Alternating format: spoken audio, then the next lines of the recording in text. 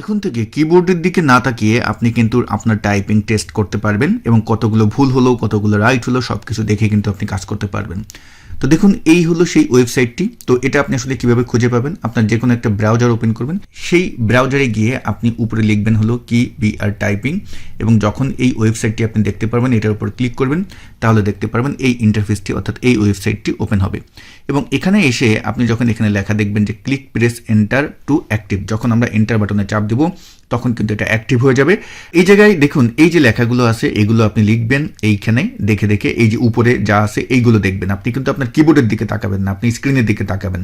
তো তাকিয়ে যখন লিখতে থাকবেন কতগুলো আপনার পার্সেন্ট হলো, ডেইলি গোল কত মিনিট করলেন, এবং এখানে আপনার কত স্পিড এবং কেমন ভুল হলো, স্কোর কেমন, সব কিছু কিন্তু আপনি এখান থেকে দেখতে পারবেন। চাইলে আপনি এখানে যে সেটিংস আছে সেটিংসে গিয়ে আপনি কিছু পরিবর্তন এখানে করতে পারবেন, আপনার টার্গেট স্পিড কেমন রাখতে চাচ্ছেন বা কি সব কিছু কিন্তু এখানে সুন্দরভাবে আমরা দেখতে পারবো। তো যারা টাইপিং টেস্ট করতে চান আমি মনে করবো তাদের জন্য এটি দারুণ একটি ওয়েবসাইট। এখনই শুরু করে দিন আপনার টাইপিং টেস্ট।